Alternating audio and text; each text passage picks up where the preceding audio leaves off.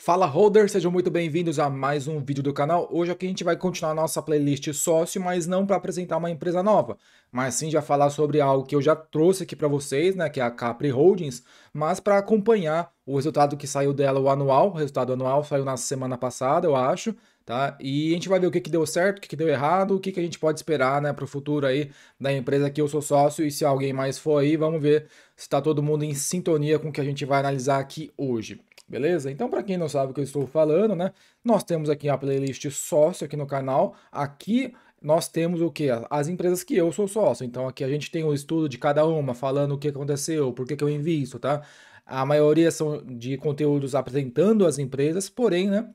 No caso aqui da Rakuten, eu fiz o vídeo apresentando a empresa e há 3 meses atrás, né, eu fiz um vídeo analisando o resultado ruim, mas ainda eu continuo sendo sócio e eu explico por que o resultado aqui veio o pior prejuízo da história dela e a gente vai fazer a mesma coisa com a Capri Holdings. Há 8 meses atrás eu fiz um vídeo sobre ela apresentando a empresa, tem 1 hora e meia de vídeo aqui, se vocês quiserem dar uma olhada aqui. E hoje a gente vai focar mais no resultado anual do ano fiscal que fechou agora, tá? A Capri, ela tem um ano fiscal bem deslocado do ano calendário. Então, o ano fiscal dela se encerra no dia 1º de abril, tá? Então, ele vai, né, de fevereiro, março, abril, ele vai de maio a abril, tá? O ano fiscal dela, a gente vai ver o que que aconteceu nesse período aqui, tá? Não vou entrar em muitos detalhes, mas o que que a Capri Holdings é para quem não sabe, para dar um contexto rápido? Acontece que o quê?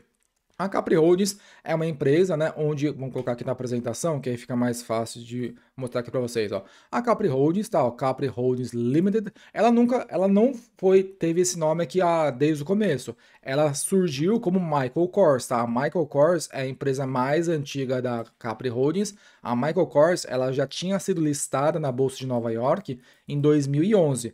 Até 2017, a única empresa era a Michael Kors. A Capri não existia até aqui. A partir de 2017, a Michael Kors decidiu começar a fazer o quê? Começou a iniciar um conglomerado de marcas, de luxo, né? Então, para você fazer isso, você precisa fazer o quê? Você precisa meio que se desvencilhar do nome principal, certo? E começar a comprar empresa nova. Foi o que aconteceu.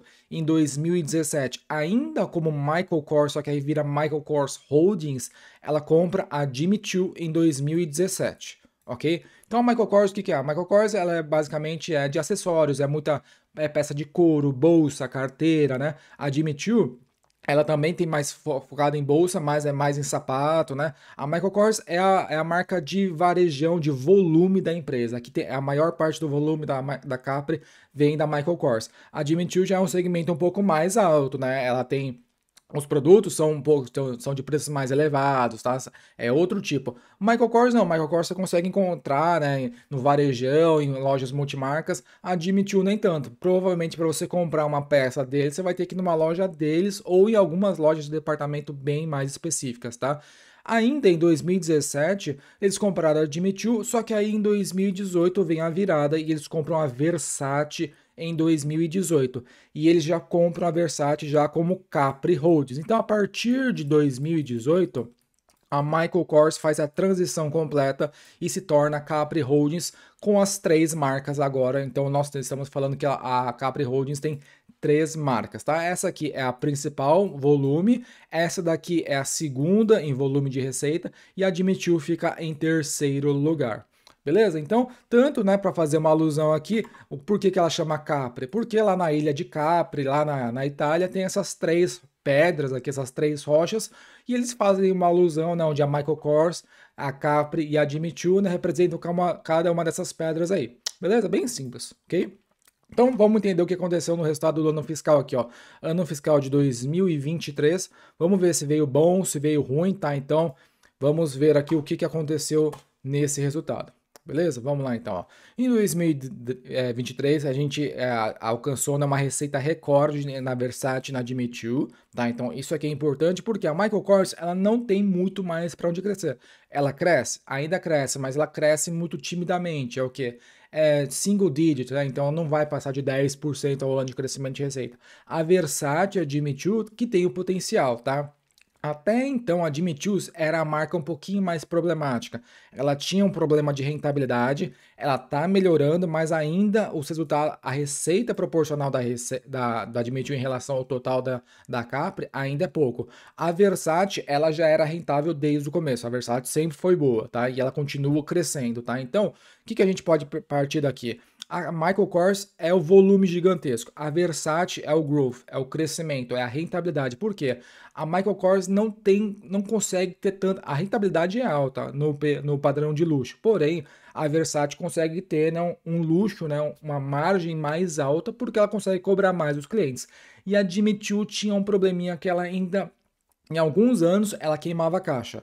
A partir de 2000, do ano passado, ela já virou para positivo e esse ano de 2023 ela continua aumentando a rentabilidade. Então, Jimmy Choo está melhorando. Isso aqui era importante, tá? Por quê? Quando você é dependente só de três marcas e uma delas vai meio ruim, é um terço da sua marca, sim, indo ruim, tá? Então, não em volume de receita, mas em questão de marca, tá? Então, é importante que as três marcas deem rentabilidade para Capri Holdings como um todo, ok? Como a gente pode ver aqui, eles geraram aqui MSD mid-single digit. O que é mid-single digit? Mid-single é um dígito, mid é entre 2 e 5, né? Então, desculpa, é entre 5 e 9, né? High single digit, aí vai para 9, 10. Então, a gente tá falando aqui uns 6, 7%. Aqui, ó, na Michael Kors, ó, subindo 6, 7%, tá? Eles continuam aqui acelerando o crescimento na parte de acessórios, e isso realmente estava dando muita receita, a receita estava crescendo bem forte na parte de acessório, era o quê? Versace vindo com algumas joias, bolsas, pulseiras, tá? Saindo um pouquinho na parte de vestuário, da parte de bolsa, né? Isso aí tava tendo um crescimento aí, tá?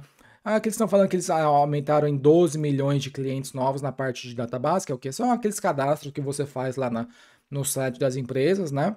E nesse ano fiscal eles retornaram para os acionistas, então eu estou incluso neles, em 1,3 bilhões, tá? Basicamente foi em recompra de ações, eles não pagam dividendos, ok? Vamos lá. Quais foram os destaques de 2023? A receita foi de 5,6 bilhões de dólares, tá? Então, essa aqui é uma empresa que tem esse porte aqui, ok? Um incremento aqui de high single digit, tá? Só que aqui eles estão falando que high single digit numa parte aqui é um currency base, é o que? É uma receita, é um crescimento de receita ajustado. Por quê? Aqui eles estão falando, ó, que se não transformasse toda a receita para dólar, eles iam crescer entre 8 e 9%. Mas isso aqui não entra no contábil, tá? A gente vai ver que a gente pode até olhar aqui no Fundamentei que basicamente a receita não cresceu ano contra ano aqui, ó. Em 2022 a receita foi de 5,6, em 2023 5,6. Então aqui, ó, vocês estão vendo, né? Porque isso aqui é contábil, tá? Aqui na apresentação eles estão falando de uma forma ajustável, que é o quê? Se você não transformar nada para dólar, como o dólar está muito forte perante, sei lá, ao iene, ao real, ao euro, né? Então, como essa aqui é uma empresa muito internacional, boa parte da receita vem de fora dos Estados Unidos, mas é uma empresa americana, então ela tem que transformar todo o resultado para dólar, e nessa transformação ela perde, né, por causa do câmbio. Se ela não tivesse isso, ela ia crescer, mas como ela não teve, ela ficou flat ano contra ano, tá?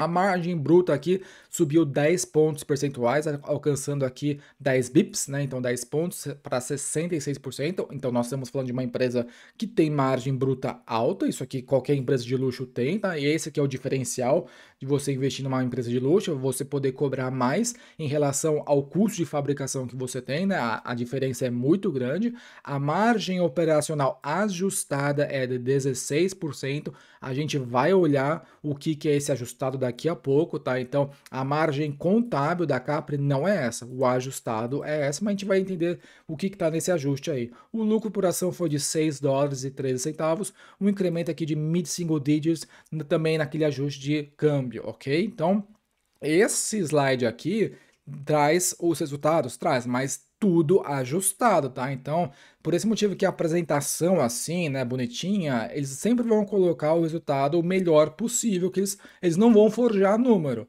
Tudo é ajustado baseado nos números que eles têm. Tá, os números estão lá, mas a forma de demonstrar o resultado que é importante você não, né, cair nisso daqui. Você tem que entender mais para frente, que é o que a gente vai fazer, tá? Então a apresentação é legal para você entender o contexto, mas os números nem sempre são assim. tá? E agora eles começam a falar os destaques sobre cada marca. Então eles começam com a Versace. No ano fiscal de 2023, a receita alcançou 1,1 bilhão de dólares, tá? Então quase aí, né, 20% da receita da Capri já é da Versace, que lembrando que foi a empresa que eles compraram em 2018, então é bem legal, em menos de 4 anos aí, já temos aí quase 20% da Capri sendo aqui, né, Versace. E lembrando, quando você compra uma marca, você quer que ela se torne relevante o mais rápido possível dentro da sua empresa. E é o que a Versace fez. A Versace foi uma bela compra deles, tá? No caso aqui, fazendo aquele ajuste do câmbio, teria crescido 14%, tá? A venda de retail, tá? Cresceu mid-teens. O que são os mid-teens? São os tudo 15s, 13s, 14s, é o do 11, não, é o do 13, é do 13 ao 19%, né? Então, se é mid-teens, uns 15% no câmbio aqui, tá? E por que eles falam retail? Porque retail é onde você vai na loja Versace. Lembra, você vai numa loja Versace, você vai pagar o full price, você vai pagar o preço cheio da coleção mais nova. Retail são as lojas próprias. Quando você vai no wholesale, que é o varejão, provavelmente você vai comprar uma bolsa da Versace numa loja, sei lá, numa loja de multimarcas. Lá não tem tanta rentabilidade porque tem um cara no meio lá comprando a bolsa da Versace e revendendo para o cliente, tá? Então, retail é o segmento, né? É o modo de venda mais rentável para qualquer empresa aí, beleza? Seguindo aqui. Aqui, ó, database, né? A parte aqui de acessórios subindo aqui, ó, 40%. Acessórios é cinto, é pulseira, é anel, tá? Isso aqui a Versace não tinha um tempo atrás. A Versace era muito focada em bolsa, né? E roupas como um todo, tá? Agora ela tá começando aqui a ter uma nova categoria de produtos e é legal, né? A margem operacional dela é de 14%, então ela é rentável já há muito tempo, tá? E aqui a gente entra na Jimmy Choo, que era uma marca assim meio. Não era que era problemática, mas ela tinha umas barreiras visíveis que ela não ia muito para frente ou ia muito devagar. Mas eles sabem disso, a Capri já sabia disso, eles estavam fazendo um trabalho forte em cima dessa marca para melhorar os números, tá? Então, a receita continua alcançando, cada ano que passa, admitiu, alcança, né? Receita recorde, em 2023 não foi diferente, ó, 600 milhões de dólares, tá? Um crescimento aqui de 13% no ajuste do câmbio aqui. A parte de retail subindo, increase low digit, né? Então, é uma marca que não cresce tanto, então, enquanto a Versace, ela cresce, né? Aqui, cadê o mid-teens? 14s, 15s, admitiu é low digit. Então, low digit é o que? É menos de 10%, tá? A parte aqui de acessórios crescendo 20%, ela cresce 20%, é um baita crescimento, mas a Versace cresce 40% na parte de acessórios, mesma coisa. Bolsa, pulseira, brinco, tá? E a margem operacional, ó, lembra que eu falei que antigamente, há uns 3 anos atrás, ela queimava dinheiro? Hoje não, ela tem uma margem operacional de 6%. É baixa? É baixa ainda, mas ainda tem muito trabalho para fazer em cima da Jimmy Choo, tá? E a Michael Kors era a empresa, né, que foi a que fundou a Capri, né? É a empresa que começou tudo isso daí, ó. A receita subindo aí, ó, 4%, né? A parte aqui de retail subindo aqui mid-single digit, né? A parte aqui, a parte de acessórios, low single digit, margem operacional, ó, mas é uma margem operacional de 22%, né? Então, a empresa é a marca que tem a maior volume de receita e a que tem a maior rentabilidade, tá? Isso aqui é legal. Porém, a gente sabe que a Michael Kors não vai muito mais para frente, ela cresce 4% ano contra ano, né? Então é bem interessante você ter uma Versace dentro dessa empresa aqui, porque mesmo ela tendo um volume menor na receita total, ela cresce 14% ano contra ano, tá? A parte aqui de acessórios subindo 14%, mesmo tendo uma margem operacional ainda um pouco mais baixa, é só questão de ela começar a aumentar cada vez mais o volume que provavelmente a margem operacional vai crescer também, ok?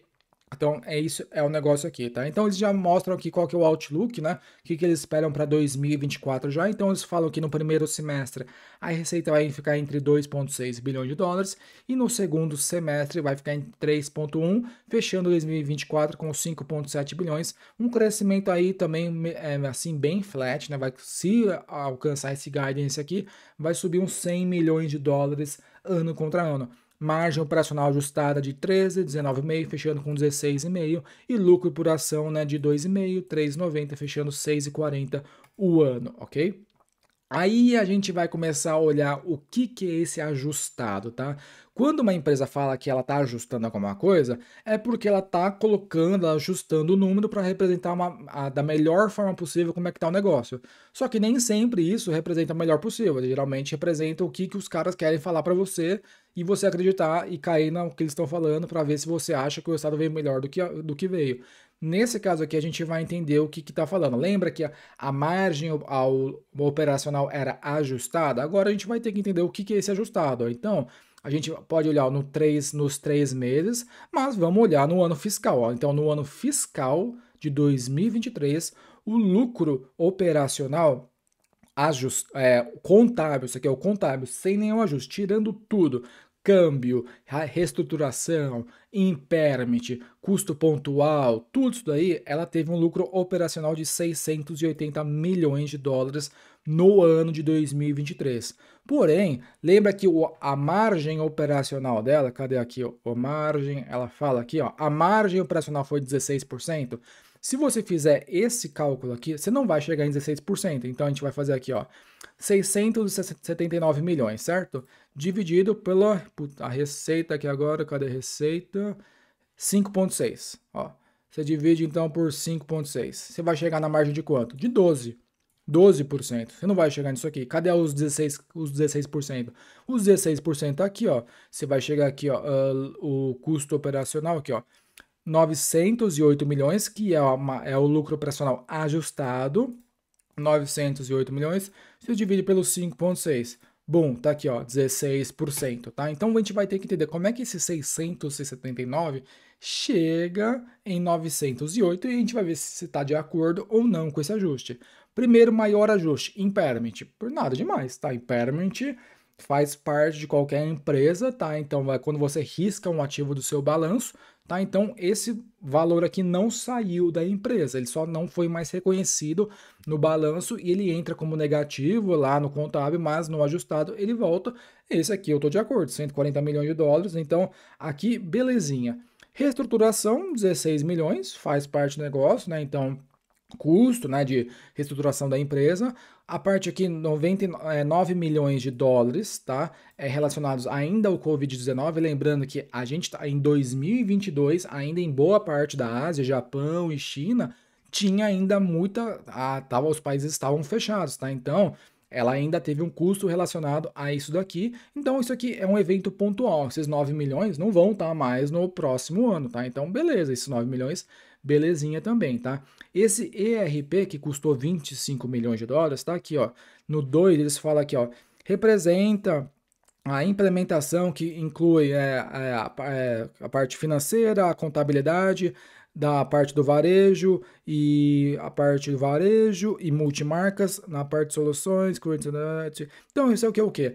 É um custo que ela está tendo até o ano fiscal de 2026, onde o total vai ser de 170 milhões de dólares, que é para você, sei lá, aprimorar, melhorar a parte de tecnologia da informação dentro da empresa, focado na parte financeira e de contabilidade. Sei lá, tá pagando algum software, alguma consultoria, beleza, isso aqui também faz parte do negócio, tá? Capri Transformation, 58 milhões de dólares, está aqui na parte 3. A Cap Transformation representa aqui um projeto que vai se estender até o ano fiscal de 2026, com a intenção de melhorar a efetividade da operação e eficiência, criando uma parte aqui de plataformas, supply chain. Uma coisa, você tá investindo grana na sua operação, não na sua marca, mas na operação para melhorar a parte de marketing, infraestrutura de tecnologia, a parte de distribuição, supply chain, marketing, omnichannel. Então está criando aqui, omnichannel, centro de distribuição, tudo isso daí faz parte do negócio. Isso daqui é nada mais, nada menos que um CAPEX, assim, tá? A guerra na Ucrânia impactou com 3 milhões e você chega nos seus 908 milhões ajustado. Lembrando, isso daqui não tem nenhum ajuste que faça você, nossa, mas os caras estão pesando a mão, né? Não. Tudo isso daqui, qualquer empresa vai ter em algum momento, tá? Você reestruturar, você investir no seu negócio, melhorar na cadeia de suprimentos, melhorar a marketing, melhorar a omnichannel, melhorar a infraestrutura, melhorar os seus processos contábeis de demonstração financeira. Tudo isso faz parte. É por esse motivo que o ajuste, né? toda essa despesa aqui saiu, no impairment não saiu, mas o restante daqui foi dinheiro que realmente saiu. Mas é para melhorar o seu negócio, né? Então, nada mais, nada menos, é um custo ainda lá mais, né? São custos pontuais, né? Alguns têm até data, 2026 vai acabar, né? Então, tudo isso daqui, provavelmente, a gente vai colher os frutos mais para frente, tá? Então, tá aqui o seu ajuste. Eu vendo como acionista, nada demais. A gente pode ver que o resultado veio fraco, veio. Se você for olhar o ajustado, você vai achar números melhores e nem sempre você vai achar números que vão. Você vai ver que o cara pesou a mão, o cara tá ajustando coisa que não precisava ajustar só para trazer um resultado mais alto. Não, aqui são ajustes de basicamente despesas, né? Então, nada demais, tá?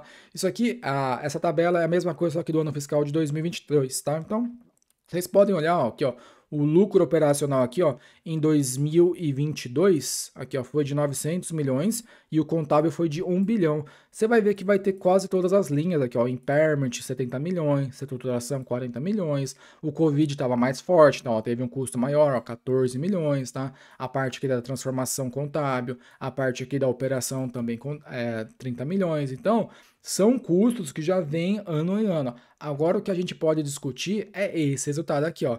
O resultado da Capri veio mais fraco contábil? Sim, aí veio. Aí eu, como acionista, não posso passar o pano, tá? Então, o negócio da Capri em 2023 veio um pouco mais fraco. Ela perdeu rentabilidade, por quê? A receita veio flat. A gente viu, né? A receita, cadê aqui, ó? Receita 5,6, 5,6. Só que a gente já pode ver aqui no EBIT, que é uma proxy, né, de lucro operacional, que em 2022 veio 1 bilhão. Na Capri veio 800 milhões. Então, sim, o negócio da Capri financeiramente esse ano veio mais fraco do que 2022. No ajustado ele fica melhor? Fica melhor, mas também no ano passado ele ficava melhor ainda. Ele passava de 1 bilhão, tá? Então o problema aqui é aquela parte, né, de um valor de ajuste mais baixo vindo do que? Da operação da empresa em si, tá? Não tem ajuste que salva no mundo, tá? Então, o principal é sempre o que? A operação da empresa que é o quê? Vender marca de luxo. Então, esse ano veio mais fraco, ok? E acabamos aqui a apresentação, a gente pode olhar o release aqui para a gente entender mais, mas eu acho que já está ficando até claro, né? O que está acontecendo com a Capri. Ela perdeu um pouquinho de rentabilidade esse ano, tá? Então o ano veio mais fraco, então o estado veio mais fraco. Acontece, tá? Então vamos aqui olhar, ó, Versace, Jimmy Choo, Michael Kors, tá? Então receita aqui, ó. Aqui eles falam um resuminho do que aconteceu no trimestre, mas é legal você olhar, né, o ano fiscal fechado, que é o mais importante. Então vamos aqui olhar, né? Drove high single digit revenue growth, lembrando que é na parte currency based, ó, umzinho aqui, ó. Aqui, ó, revenue growth rates of 52-week constant currency basis. Então, se você não ajustar o câmbio, tá? Então, contabilmente veio flat, tá? Versace admitiu alcançando receitas records, é verdade. Mid-single digit revenue na parte de Michael Kors, também é verdade. A parte de crescimento de acessórios, 40% Versace, 20% de Michu e low single digit Michael Kors, beleza. A parte aqui de footwear, né, a parte de calçados, tá? Então, em todas as marcas crescendo, low double digit na Versace, Michael Kors e high single digit na Michu. É legal porque a Jimmy Choo ela é mais focada na parte de calçados, tá? Ela é uma marca mais voltada para esse tipo de produto, ok? O que mais que a gente pode ver aqui? Eles adicionaram 12 milhões de novos clientes, não clientes, né, mas 12 milhões de novos nomes, né, na database dele. Retornaram 1,3 bilhões de dólares em recompra de ações, lembrando que eles não pagam dividendos, tá? A gente vai olhar se realmente veio baseado na geração de caixa livre. Que mais que a gente pode ver aqui? Aqui eles falam, né? O John Idle, que é o CEO, eles falam aqui um release do que aconteceu aqui no ano fiscal de 23, né? A receita aqui, né? No quarto trimestre foi de 1,3, uma queda de 10% ano contra ano. Lembrando, tá? Que no ano, no Q3, né? Não agora não falando do Q4, mas no trimestre passado, a Capri tinha soltado um guidance aqui para o ano fechado, eles estavam esperando aqui um guidance de 5,5, né? Então eles entregaram um guidance melhor, tá? Veio 5,6, como a gente viu lá, né? A margem operacional ajustada veio 16, era 16, veio um pouquinho mais, né? Veio 16, alguma coisinha assim, tá? O guidance que eles tinham soltado no trimestre passado, o resultado veio um pouquinho melhor, tá? Então veio um pouquinho melhor do que eles esperaram, deu uma recuperada nesse trimestre, porque China abriu, né? Janeiro, fevereiro, março, né? abril, então boa parte da receita da Capri vem, né, do mercado chinês, ok? Aqui a gente já viu lá na apresentação, falando cada marca o que aconteceu, né, a rentabilidade de cada marca, os destaques. Eles ainda têm aqui, né, durante o trimestre aqui, no último trimestre, a companhia comprou mais ou menos 8 milhões e meio de ações, que representam aqui mais ou menos 400 milhões de dólares, tá? Até o primeiro dia de abril de 2023, ainda existiam mais 400 milhões para serem recomprados, tá? Então, está autorizado aí mais 400 milhões de dólares para serem comprados aí durante o ano. O Outlook para o ano fiscal de 24, agora falando do ano fiscal que está entrando agora, tá? O que eles esperam para o futuro? Receita de 5,7 bilhões, então eles estão vendo aqui, ó, vai crescer um pouquinho, vai a receita, a gente já volta a ter, né, um crescimento de receita, tá? Então interessante. Se entregar os 5,7 bilhões, vai ser mais ou menos aí quase uns 10% de receita, tá? É ok. Margem bruta subindo um pouquinho, margem operacional, isso aqui é ajustado, tá? 16,5% subindo um pouquinho, lucro, custo com juros de 20 milhões, impostinho de 15%, ações em circulação 122 milhões, lucro por ação de 6 dólares e 40 centavos e um CAPEX de 260 milhões. A gente pode ver que no CAPEX ela está investindo bastante, tá? Então, desde 2018, o CAPEX vem aumentando, tá? Então, o que é o CAPEX? É aqueles ajustes lá que a gente viu aqui, ó. Isso aqui é CAPEX, ó. Cadê o 2023, ó? CAPEX. Isso aqui, ó. A parte de implementação, Cap Transformation, essas duas linhas aqui representam boa parte do CAPEX, ó, quase veio 100 milhões de dólares, né? Ela espera gastar 200 milhões de dólares nesse ano aqui, ok? Esse aqui é o guidance, né? Então a Versace está esperando alcançar 1,2 bilhões, então vai crescer uns 100 milhões de dólares, tá? A margem operacional vai ficar naquele mid-teens, né? Então 16, 17, 15, diminuiu a receita subindo 700 milhões, margem operacional high single digit, então lembrando que a margem operacional dela é 6, se é high single digit, é 8 ou 9%. Então vamos ganhar rentabilidade na Dimitiu, tá? É importantíssimo isso aqui.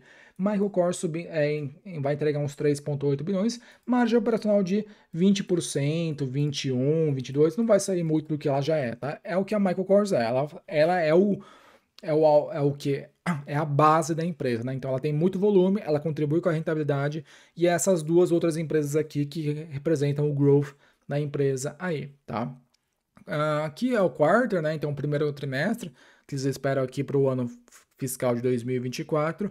E aqui a gente chega nos números, né? Então, a gente pode olhar aqui o ano fiscal fechado, aqui o trimestre, a gente vai ver que 5,6 bilhões foram aqui de receita, ó, 5,16,119, 5,654. Lembrando, tá? Foi um ano flat? Foi, mas foi um ano flat em relação ao melhor ano da Capra, tá? Que foi o quê? Ano passado a receita foi o melhor da história.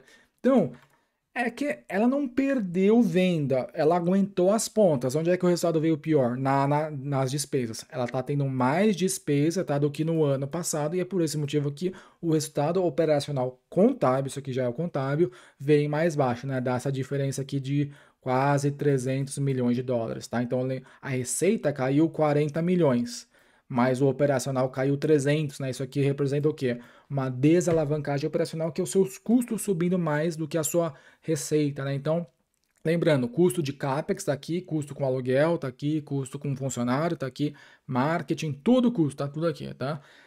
Que mais a gente pode ver aqui? Ela tá agora, como o juros está subindo, antes ela entrava 18 milhões de dólares, né? O income vindo de juros. Hoje, como a taxa de juros está subindo, ela tem dívida, né? Então ela está pagando 24 milhões de dólares em juros. No final, dá um lucro líquido de 620 milhões de dólares, tá? Então, um ano na receita flat, aguentou as pontas, mas, né, para baixo na rentabilidade caiu, sim, é verdade. Veio um ano mais fraco. No balanço patrimonial dela é muito simples, é uma empresa muito asset light, porque ela não tem fábrica, ela terceiriza tudo. O que ela tem? Ela tem as marcas, e é isso. Ela tem as marcas e os estoques, e é isso, tá? Caixa, 250 milhões de dólares, ela tem 1 bilhão de dólares em estoques, tem 370 milhões para receber de ser varejista, de aquelas empresas que compram a prazo, tá? Ó, o equipamento, ó, 500 milhões de dólares é pouco, né, para uma empresa, que vale, quanto que ela vale aqui? 4 bilhões de dólares, né? Muito, é pouco, é uma empresa asset light, né? Olha o goodwill dela, como é grande, né? Por quê? Porque ela é uma empresa que compra outras empresas, então o seu ágio de aquisição vai ser correspondente a isso daí, tá? Na parte das suas obrigações, ela tem 5 milhões em dívida de curto prazo e uma dívida de longo prazo aqui de 1,8 bilhões. Então ela tem uma dívida, né, de 1,8 bilhões de dólares. Ela tem em caixa aqui, ó, 250 milhões. Então a dívida líquida da Capri é 1,550. Partindo do ponto que o EBITDA dela é de 1 bilhão, então ela tem, né, com 1 ano e meio de EBITDA, ela paga essa dívida. Aí em relação, né, à parte de endividamento, é tranquilinho, tá? A Capri, o problema da Capri não é esse aqui, tá? Não é a dívida, é muito sossegado. A dívida dela não é essa aqui, ó, 3,6 bilhões. É 1,8. E por que tem 3,6? 3,6? Porque contabilmente ela tem que, né, contabilizar aqui na dívida o custo com aluguel, que é de 1,3 bilhões de longo prazo e mais 500 milhões de curto prazo, que se somar aqui vai dar quase, né, 1,8 e vai somar a dívida. Então, por que que é uma empresa que tem muito na parte com aluguel? Porque ela tem muita loja, né? Então ela não é dona da loja, ela é dona do ponto, então ela tem que pagar aluguel. Então a dívida que sai os juros é essa aqui, ó, é 1,8, tá? Então, em relação à alavancagem, dívida, a Capri é sossegado, tá? Não temos problemas algum. O problema da Capri é o quê? É volume. Ela precisa continuar crescendo a receita. É claro, esse ano veio mais flat, acontece, mas em tempos normais a gente quer ver voltar aquele crescimento de receita de 10% e as marcas ganhando rentabilidade. Então a gente tem que ver daqui para frente como é que vai estar. Tá? Se a gente quiser ver a geração de caixa dela, não vai estar no release, tá? Então eu vou pegar o 10K dela que está aqui, que já saiu, que já em relação a que já saiu, e a gente pode olhar aqui, ó, o Financial Statements. A gente pode olhar aqui na geração de caixa dela. Agora até achar aqui, deixa eu ver. Isso aqui é o balanço. Isso aqui é o quê? Isso aqui é o ADRE. E essa aqui é a geração de caixa, a gente conclui nosso estudo aqui. Então, no ano fiscal de 2023, partimos de um lucro líquido de 620 milhões de dólares e uma geração de caixa de 770 milhões. Então, ela é uma empresa que gera caixa, tá? Mesmo com um lucro menor, ela gerou mais caixa do que no ano passado. E o porquê que ela fez isso? Basicamente, quais são os números aqui, né? Porque ano passado ela partiu de um ponto maior, que era 800 milhões, mas ela entregou menos, né? Isso aqui é geração de caixa. Por causa que no ano passado o estoque estava muito grande, ó. 390 milhões de dólares, desculpa, 390 milhões de dólares em estoque, tá? Esse ano ela desovou o estoque, porque, né, como ano passado, né, ela estava comprando tudo para não perder venda, esse ano, como a cadeia de suprimento melhorou, ela não precisa mais ter tanto estoque, não precisou fazer mais tanto estoque, porque a cadeia de suprimentos está mais tranquila agora. E esse aqui é aquele negócio, né? Esse dinheiro é parado, mas quando ele sai, ele se reverte em geração de caixa. Então, só que ele ia entrar esse resultado uma hora, porque naquele período ela tinha quase 400 milhões parados no estoque. Mas em tempos normais, o que acontece? Você queima o seu estoque, né? Você desova ele e você trabalha com estoque mais leve, né? Que é o normal, né? O mais saudável, e ele se reverte em geração para o próximo período. E é o que aconteceu, tá? Então, em relação à geração de caixa esse ano, a Capri, beleza, aqui ó, gerou mais, tá? Ela não tem muito SBC, ó, na verdade ela cai ano contra ano, 78 milhões, então você pode descontar 78 milhões, ela ainda gera 700 milhões de dólares de caixa sem o SBC, tá? Se você for pegar o CAPEX livre, ela tem 400 e, sei lá, 60, 480 milhões, vai, de geração de caixa livre, né? Você pega os 700 milhões, tira os CAPEX, ela ainda gera livre 480 milhões aí, tá? Então, ela emitiu dívida, pagou dívida, recomprou ação, recomprou 1,3 bilhões. E aqui é um ponto de atenção. Aqui, essa pagamento aqui de recompra de ações não é sustentável pela geração de caixa livre, que é o dinheiro que ela tem para fazer isso, que foi de 480 milhões. Ela tá ela perdeu aqui, ela queimou 900 milhões, tá? Para recomprar ações, por quê? Porque ela aproveitou, né, que no ano aqui, né, geralmente as empresas fazem isso, né, na parte de, vai, um ano, ela aproveita que as ações, né, aqui ó, nesse período aqui elas estavam mais baixas, né, então ele aproveita e recompra, né, mas não é algo que acontece todo ano. Ano passado ó, foi 600 milhões, tá? Então, como a gente viu lá, eles têm mais 400 milhões para recomprar, né? Então, eu acredito que esse ano que vai entrar não vai ter todo esse gasto aqui, né? Não é gasto, né? Toda essa remuneração para o acionista tão grande. Então, pontualmente, não tem problema uma empresa, né, pegar um pouquinho da dívida, que ela teve que pegar um pouco da dívida, aqui ó, ela emitiu 4 bilhões e pagou 3,4. E ela então é daqui que é onde sai, né, os 600 milhões, né, que com esses 600 milhões você recompra aqui, você soma com seus 480, você fica com 1 bi e você consegue recomprar aqui, né, o restante desses 400 milhões que faltava aqui na recompra de ações, tá? Então, fazer recompra de ações emitindo dívida não é interessante, porque você não gera valor assim no longo prazo para o acionista. Pontualmente acontece isso daqui, tá? Pontualmente não é legal todo ano, mas dependendo da empresa, ela pode aproveitar algum tempo e a gente sabe que provavelmente ela não vai fazer isso porque ela só tem mais 400 milhões para recomprar, não tem mais nenhum programa à vista aí, então a gente sabe que é 400 milhões para vir. Então, 400 milhões, ela gera 400 milhões livre por ano aqui, sossegado, tirando o CAPEX, então acredito que ela não vai fazer isso ano que vem, ok? E é isso, pessoal, acabamos aqui a nossa análise sobre Capri, tá? Então o que a gente pode concluir aqui da Capri Holdings em 2023? Foi um ano difícil, tá? A receita ela aguentou as pontas partindo de uma base de comparação alta, tá? Que é o recorde histórico dela. Porém, a rentabilidade ela perdeu, tá? Basicamente por custos de reestruturação, salários mais altos, aluguéis mais altos. A boa parte da receita dela, que é da Ásia, começou a voltar muito no final do período do ano fiscal dela, né? A gente sabe que China estava fechada até janeiro, então fevereiro e março e abril, né, ela conseguiu, né, pegar um pouquinho dessa volta aí, tanto que para o ano fiscal de 2024 a gente começa a ver, né, aquele novo crescimento de receita de 10% ano contra ano, que é o que ela já entregava, tá? A gente sabe que é uma empresa que gera caixa, a Asset Light, ela não queima dinheiro nas suas operações, no final, né, mesmo admitiu com uma margem operacional bem baixinha, ela ainda, pelo menos ela não está contribuindo para queimar caixa, que é o que acontecia há uns 2 anos atrás, tá? Então, ela tá indo. Ela poderia estar indo mais rápido? Poderia. Eu gostaria que, como acionista, gostaria de ver números melhores mais rápidos, mas acontece, um ano ruim, não é que foi um ano ruim, foi um ano fraco. Tá, um ano fraco, tá? Depois de vindo de um ano bem forte, foi um ano fraco. É o esperado? Não, não é o esperado, mas você não controla isso. Acontece isso daí, tá? Então, para o ano fiscal de 2024, a gente volta a ver a normalidade dela, então nada demais, tá? Então, não tem nada que me fez fazer desacreditar da empresa em 2023 que aconteceu para eu parar de investir nela. Não, não perdeu o fundamento, nada. Acontece em alguns anos, números fracos, resultados ruins vão acontecer, você tem que interpretar o que aconteceu e ver se você está de acordo aqui. Então, a Capri não fez nenhuma loucura, não fez nenhuma bobagem. A culpa foi dela? Foi dela, tá? Porque o número veio mais fraco por causa que ela não conseguiu administrar o custo. E isso é culpa da empresa, mas um ano, 2 anos assim faz parte do negócio, não é o ideal, mas acontece. Então ano que vem a gente espera aí, né, voltar tudo à normalidade e é assim que você vai no ano ruim você entende o que aconteceu, no ano bom você também entende o que aconteceu para ver se vai replicar no ano que vem e você vai acompanhando e vai acompanhando.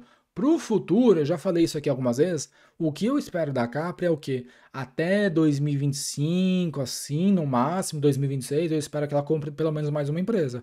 Porque esse negócio de você ser um conglomerado de luxo com 3 marcas não faz muito sentido para mim, tá? Então, o que eu estou contando desde quando eu investi nela pela primeira vez há quase um ano atrás é o quê?